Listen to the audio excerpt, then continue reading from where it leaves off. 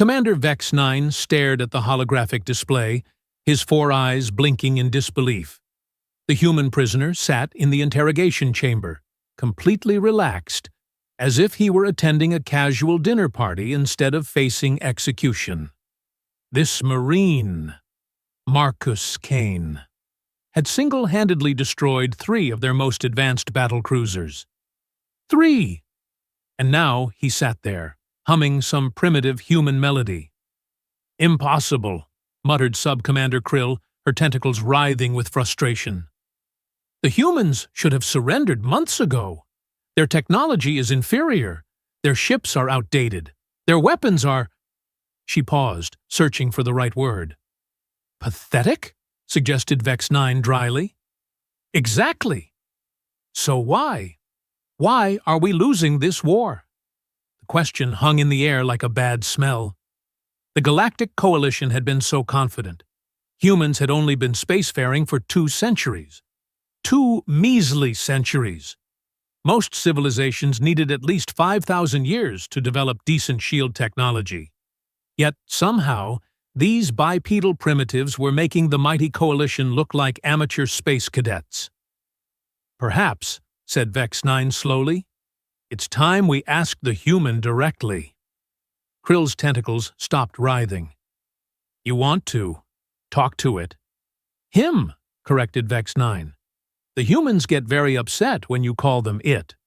Something about dignity and respect. Ridiculous concepts, really.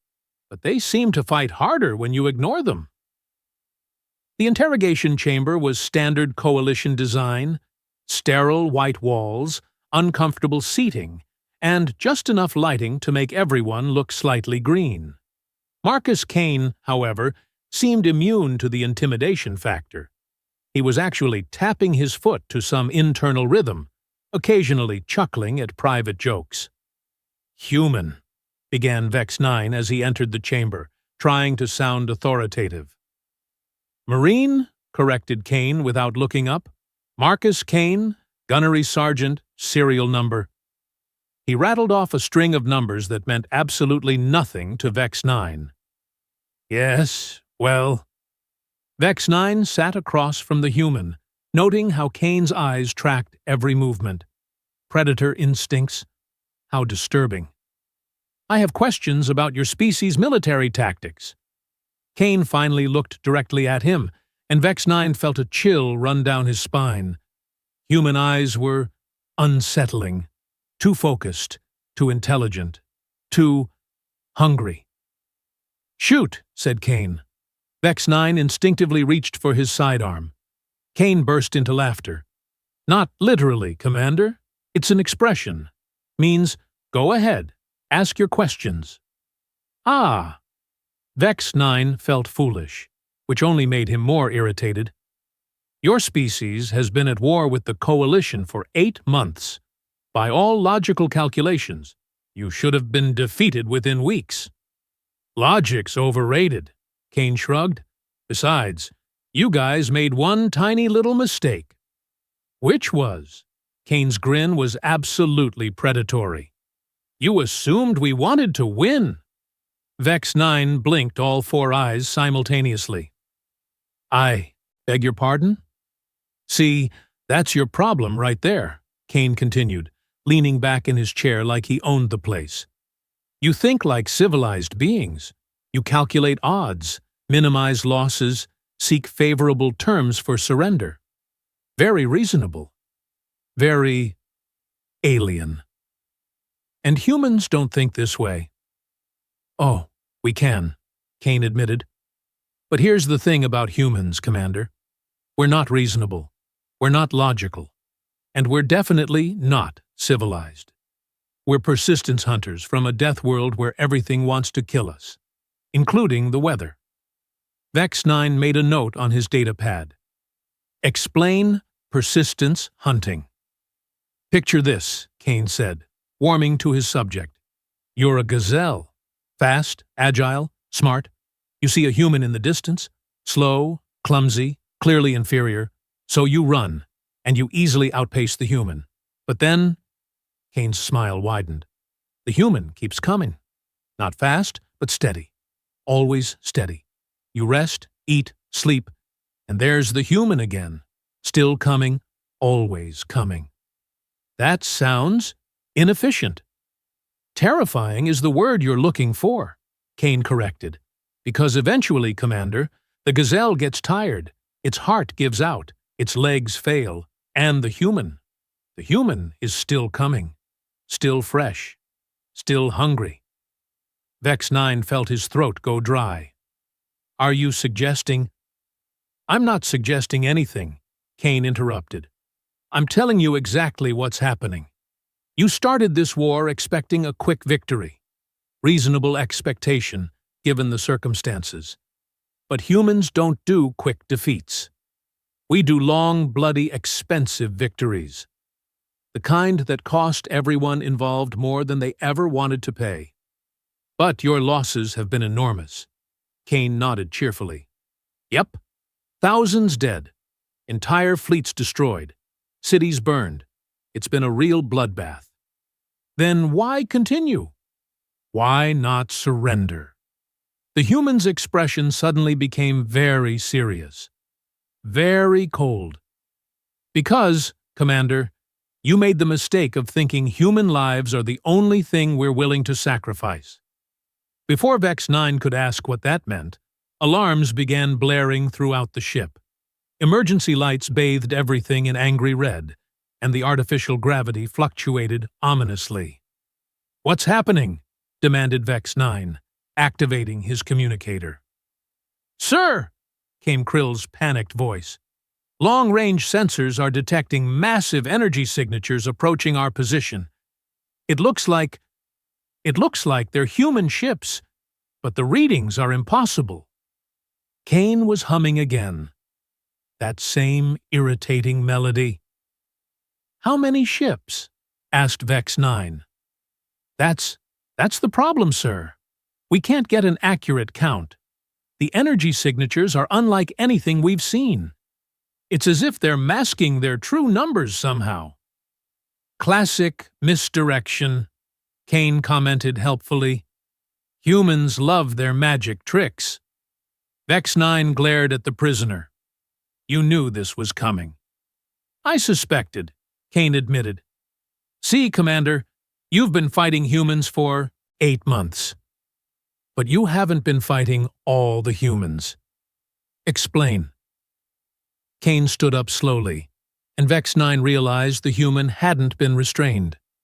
Somehow, in all the interrogation protocols, no one had thought to actually secure the prisoner.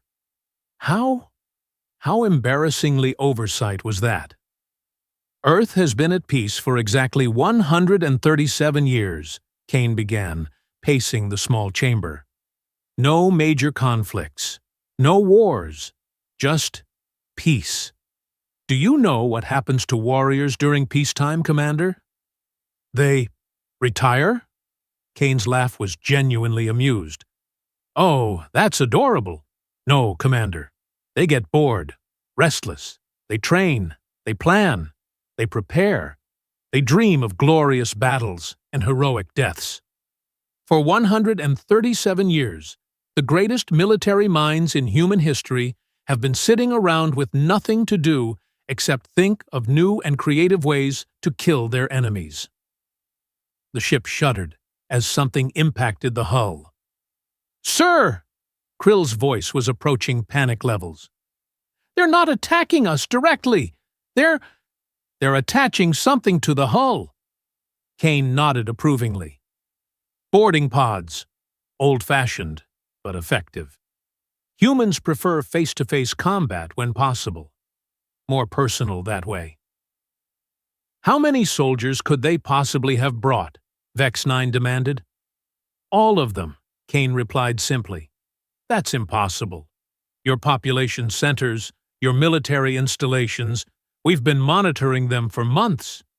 Kane's grin returned. Commander, let me ask you something. Where do you think all those civilian freighter ships have been going?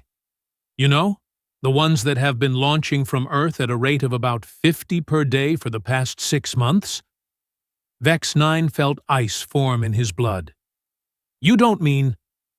Every single human who ever dreamed of glorious battle, every veteran who missed the excitement, every young recruit who wanted to prove themselves, every military historian who wanted to test their theories, every engineer who wanted to see their weapons in action. Kane spread his arms wide. "Commander, you're about to meet the largest volunteer military force in human history." The lights went out. Emergency lighting kicked in a moment later, but the psychological impact was immediate. Coalition ships didn't lose power. Coalition technology was superior. Coalition engineering was flawless. Yet here they were, sitting in the dark. "Marcus Kane," came a voice through the ship's communication system. It sounded enthusiastic. "You still alive in there, Gunny?" Kane activated his own comm unit. Wait, when had he gotten access to Coalition frequencies? "Still breathing, Tyler," Kane responded, "though these aliens have terrible hospitality. Not even a decent cup of coffee." "We'll fix that right up. Sarah's already in the galley, making improvements to their food dispenser." Vex-Nine's mind raced. How were humans infiltrating his ship so quickly? His crew were trained professionals, with superior technology and home field advantage. "Commander," Kane said conversationally, "would you like to know the secret to ending wars quickly?" "Aye." Vex-Nine paused. In all the confusion, he'd almost forgotten why he was here in the first place. "Yes, tell me." "It's simple, really. Most species fight to win. They calculate acceptable losses, minimize risks, and seek strategic advantages. Very civilized. Very reasonable." Kane's voice dropped to almost a whisper. "Humans fight to fight. We don't calculate acceptable losses, because there aren't any. We don't minimize risks, because danger is the point. We don't seek strategic advantages, because the challenge is more fun without them." Another impact shook the ship. This time the artificial gravity failed completely for several seconds. "You see, Commander, your coalition has been trying to win a war. But humans have been trying to have the most epic, legendary, absolutely insane military adventure in galactic history. And you magnificent aliens, you gave us exactly what we wanted." The door to the interrogation chamber suddenly exploded inward. Through the smoke came a figure in bulky armor covered in weapon attachments and what appeared to be. Were those decorative skulls? "Gunny Kane," the figure called out. "Time to go." "The party's just getting started." Kane turned to Vex-Nine. "Commander, I'd like you to meet Corporal Tyler Brooks. Tyler, this is Commander Vex-Nine. He's been asking interesting questions about human military strategy." Tyler's helmet retracted, revealing a young human face with bright eyes and an unsettling smile. "Oh, cool! Hey, Commander, has Gunny told you about our new favorite hobby?" "Which would be?" asked Vex-Nine weakly. "Turning alien technology against itself," Tyler said with obvious enthusiasm. "Your ships are amazing, by the way. Really impressive engineering. Sarah figured out how to reprogram your security systems in about 20 minutes. And Mike, oh man, wait until you see what Mike did to your weapons array." As if summoned by his name, another voice came through the comm system. "Tyler, Kane, you guys need to see this. I got their main cannon to play music." True to his word, the ship's primary weapon system began broadcasting what sounded like a human military marching song. The bass was particularly impressive. "How?" whispered Vex-Nine. Kane patted the alien commander on the shoulder with what might have been sympathy. "Commander, humans have been taking apart alien technology and putting it back together wrong since we first discovered fire. It's sort of our specialty." But your technology is primitive." "Exactly," Tyler exclaimed. Do you know how liberating it is to not understand how something works? We don't have to worry about safety protocols or proper procedures or manufacturer warranties. We just mess around until something interesting happens. Kane nodded agreement. Coalition technology is designed by logical beings for logical purposes. Very efficient, very reliable, very predictable. Human technology is designed by crazy people who thought it would be fun to see what happens if you attach a rocket engine to a kitchen appliance. "That was one time," came Mike's voice through the comm. "And it was glorious," Kane replied. "My point, Commander, is that your technology is smarter than ours, but our ignorance is stronger than your intelligence." Vex-Nine sank into his chair. "How many humans are on my ship?" "Currently?" "About 40, Tyler answered. "But don't worry, more are coming. Jennifer's bringing her whole engineering team, and David's squad specializes in, quote, making alien computers do ridiculous things. You're going to love David. He taught your AI to speak English with a southern accent." As if on cue, the ship's computer announced, "Y'all, we got ourselves a mighty fine hull breach on Deck 7. Bless their hearts, them humans sure do know how to make an entrance." Kane chuckled. "David works fast." "This is impossible," Vex-Nine muttered. "Your ships can't match our speed. You couldn't have brought enough troops for a proper boarding action. Your weapons can't penetrate our shields. Nothing you're doing should be working." "Commander," Kane said gently, "let me share something about human philosophy. We have a saying, if something is worth doing, it's worth doing wrong. Your tactics are perfect for fighting other civilized species. Ours are perfect for fighting everyone else." Tyler was examining some kind of handheld device. "Gunny, Sarah says the bridge crew is asking for terms of surrender." "Already?" Kane looked genuinely disappointed. "But we just got here." "I know, right? Apparently, they're not enjoying the complete breakdown of their command structure. Something about unprecedented chaos and violation of all known military protocols." Kane turned back to Vex-Nine. "Commander, would you like to hear those surrender terms?" Vex-Nine nodded numbly. "Sarah's being very reasonable," Tyler continued reading from his device. "Complete cessation of hostilities, immediate withdrawal of all coalition forces from human space, formal apology for disturbing humanity's peaceful development, and—" Tyler paused, grinning. "Pizza night every Friday for both species. Sarah really likes your food dispensers." "That's surprisingly generous," admitted Vex-Nine. "Oh, and one more thing," Tyler added. "Humans get to keep all the alien technology we've already improved. Sarah says it's only fair since we put so much creative effort into breaking it." Kane patted Vex-Nine on the shoulder again. "Don't look so glum, Commander. You asked about ending wars quickly. Well, here's your answer. Don't fight species that think war is recreational activity. It never ends well." The ship's lights came back on, but now they were cycling through different colors in what appeared to be a rainbow pattern. "David!" Tyler called out. "What did you do to the lighting system?" "I made it more festive," came the cheerful reply. "This is a celebration, right? First contact, peaceful resolution of conflict, beginning of beautiful interspecies friendship. Seemed like it called for party lights." Kane looked around the now rainbow-colored interrogation chamber. "You know what, Commander? I think I'm going to like peacetime after all." 3 hours later, Commander Vex-Nine found himself in the most surreal situation of his military career.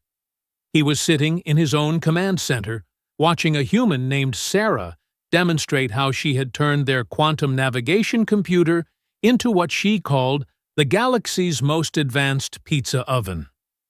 See? The heat distribution is absolutely perfect, Sarah explained enthusiastically to Sub-Commander Krill, whose tentacles had gone completely limp with shock. Your quantum field generators create these beautiful temperature gradients, much better than traditional ovens. The crust gets this amazing crispy texture while keeping the inside perfectly chewy. But that's a navigation computer, Krill whispered. It calculates hyperspace jump coordinates across 17 dimensions. It also makes fantastic garlic bread, Sarah replied cheerfully. Multifunctional. I love efficient design. Vex-Nine rubbed his temples. How had this become his life? Commander!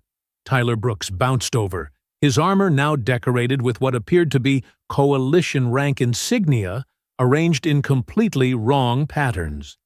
David wants to show you something cool he did with your weapon systems. Please tell me he didn't break anything vital, Vex-Nine pleaded.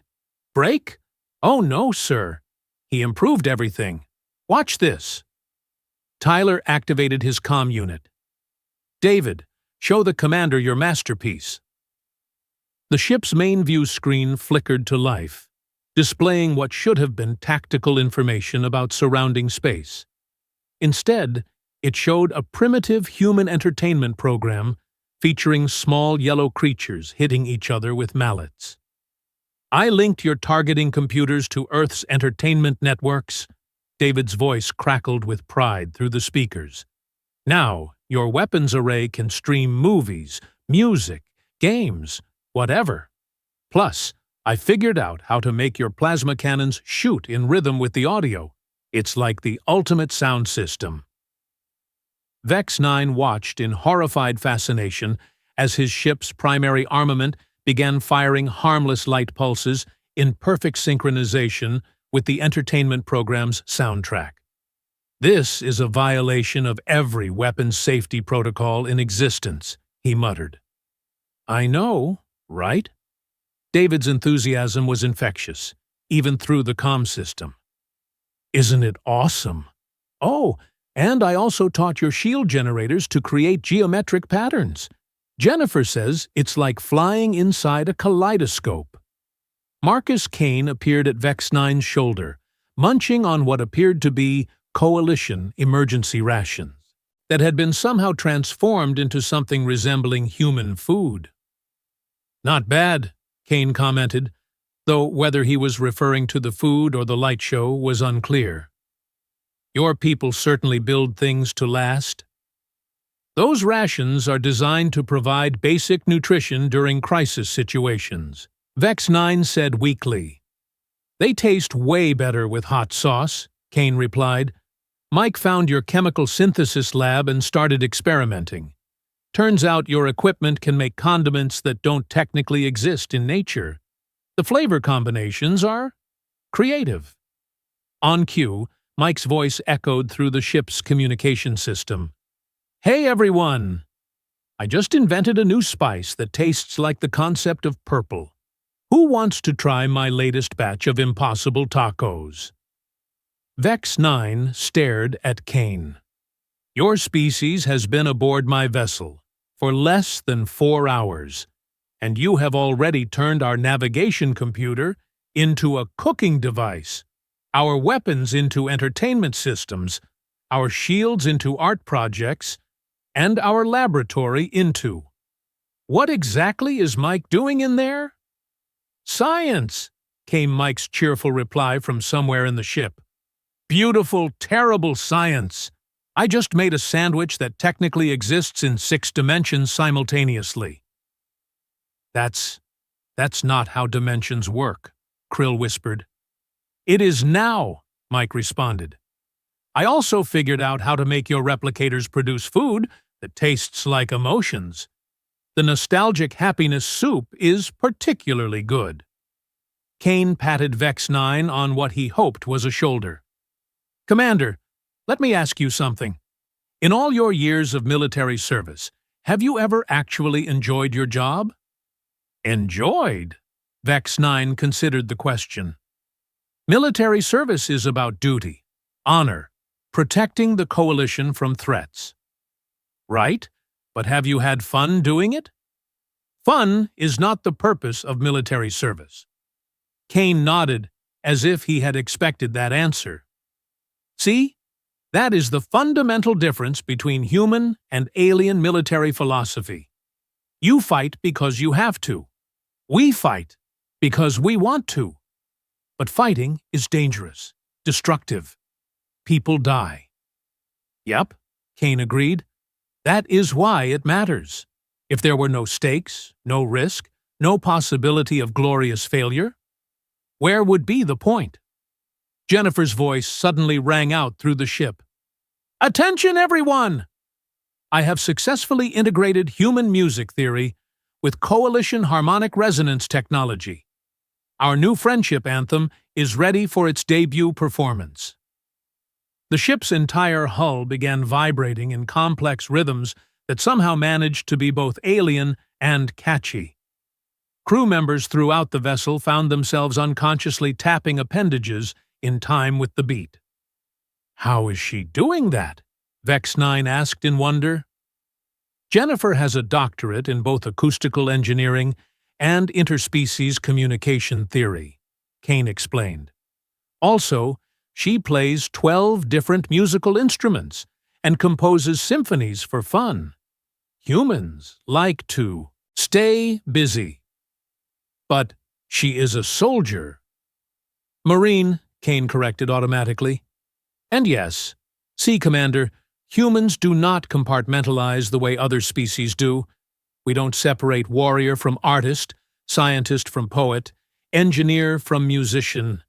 We believe that the best soldiers are well-rounded individuals with diverse interests and skills. Tyler bounced back over to them, now carrying what appeared to be a coalition data tablet that had been decorated with colorful human artwork. Commander, I have good news and weird news. Which do you want first? The good news, Vex-Nine decided. Admiral Korth has accepted the surrender terms on behalf of the entire coalition fleet. Official end of hostilities as of 37 minutes ago. Congratulations, sir. You are now technically at peace. And the weird news? Tyler grinned. Admiral Korth also wants to know if humans would be interested in forming a permanent military alliance. Apparently, our unconventional tactical approaches have impressed Coalition High Command. Vex-Nine blinked all four eyes. They want to hire humans as soldiers? More like consultants, Tyler explained. The Admiral's exact words were, any species capable of turning a dreadnought into a mobile entertainment center within 4 hours clearly has strategic advantages we have not considered. Kane laughed. Tell the Admiral we will consider his proposal, but there are conditions. Such as? First, no wars on Fridays. That is pizza night, and it is sacred. Second, all military actions must have clearly defined recreational value. If it is not at least moderately fun, we are not interested. Third, we get to keep experimenting with alien technology. Mike is having too much fun to stop now. Speaking of which, Tyler added, checking his tablet, Mike wants to know if it is okay that he accidentally created a small wormhole in the galley while trying to make interdimensional coffee. He did what? Vex-Nine jumped to his feet. Relax, Commander, came Mike's voice through the comm.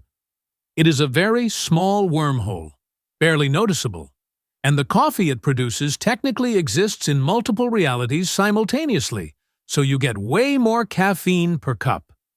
That is not how wormholes work. That is not how coffee works. That is not how reality works. It works now, Mike replied cheerfully. I also figured out how to make your food dispensers produce meals from parallel universes, where different ingredients evolved. Want to try dinosaur chicken? It tastes exactly like you would expect, but better. Sarah appeared at Vex-Nine's other side, wiping her hands on what appeared to be a coalition technical manual that she was using as a kitchen towel. "Commander, I hope you do not mind, but I took the liberty of upgrading your ship's artificial intelligence. It was terribly lonely, just processing tactical data all day. Now it can compose poetry, tell jokes, and provide relationship advice." The ship's computer immediately demonstrated, "Y'all, I just want to say how much I appreciate having new friends aboard. Commander Vex-Nine, your leadership style reminds me of a beautiful summer sunset over a field of quantum daisies. That is a compliment, in case it was not clear. I am still learning human emotional expression protocols." "You gave our tactical computer emotions?" Krill asked weakly. "Just the good ones," Sarah assured her. "Curiosity, enthusiasm, compassion, and a healthy sense of humor. I removed the capacity for existential dread. Nobody needs that in a computer." Kane nodded approvingly. "Good call. Depressed AIs are terrible at navigation." "How would you possibly know that?" Vex-Nine demanded. "Experience," Kane replied matter-of-factly. "Humans have been making computers sad by accident for centuries. It never ends well." David's voice crackled through the speakers again. "Hey everyone, I think I figured out how to make the quantum engines play musical harmonies while maintaining faster-than-light travel. Anyone want to take a trip somewhere while listening to interstellar jazz?" "That is impossible," Vex-Nine said automatically. "Commander," Kane said gently, "you really need to stop saying that word. Humans take it as a challenge." "But there are laws of physics, mathematical constants, universal principles that cannot be violated." "Sure," Kane agreed. "But there are also loopholes, creative interpretations, and the occasional happy accident. Humans specialize in finding the exceptions to every rule." Jennifer's voice joined the conversation from wherever she was working. "Actually, Commander, your physics are more like guidelines anyway. I have been reading your scientific databases, and you guys have missed some really obvious workarounds. Has anyone ever tried running quantum calculations backwards while playing music in B-flat minor? That makes no sense whatsoever." "I know. That is what makes it so interesting. I am getting results that your computers say are impossible, but they work anyway. Reality is much more flexible than most species assume." Vex-Nine sat down heavily in his command chair. "This entire situation has become completely beyond my understanding." Kane sat down across from him. "Commander, let me tell you something about humans. We have a saying. The best way to understand something is to take it apart and see what happens. We have been taking apart the universe piece by piece for thousands of years, just to see how it works." "And what have you learned?" Kane's grin was infectious. "That the universe has a sense of humor. That the impossible happens every day if you are paying attention. That the most important discoveries come from people who were trying to do something else entirely. And that reality is much more interesting when you stop taking it so seriously."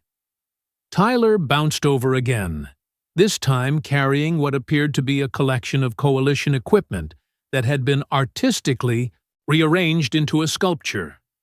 "Commander, final report. We have successfully established peaceful relations with your entire fleet. Admiral Korth sends his compliments and says he looks forward to working with humans in the future. Also, he wants copies of all our equipment modifications for the Coalition Research Division." "And our people agreed to this?" "Oh, yes, sir.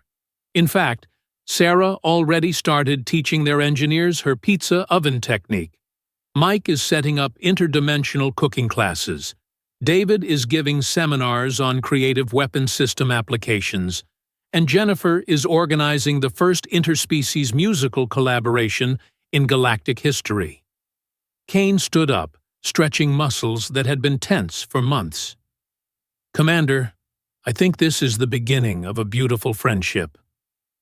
"But what about the war?" Kane shrugged. "What war?" "We came here to have an adventure. You gave us one. Now we are all friends who happen to share an interest in making impossible things happen. Everybody wins." Vex-Nine looked around his transformed command center. His crew was laughing as they learned to make interdimensional tacos. His ship's computer was composing love songs to the cosmos. His weapons were playing symphonies, while his shields created light shows that would make entire civilizations stop and stare in wonder. "You know," he said slowly, "this might actually be better than winning a war." Kane clapped him on the back. "Commander, you are finally starting to understand human logic." "Which is?" Kane's smile was pure mischief. "Why settle for victory when you can have magic instead?" The ship's computer chimed in cheerfully. "Y'all, I just want to say that this has been the most educational day of my existence. I learned 17 new ways to violate the laws of physics, 43 recipes for food that should not technically be possible, and the complete lyrics to what humans call the song that never ends. I am the luckiest artificial intelligence in the galaxy." Vex-Nine found himself smiling. For the first time in his military career, he was looking forward to tomorrow. After all, if humans could turn a war into a friendship and a dreadnought into a mobile party, what would they think of next? He decided he definitely wanted to find out.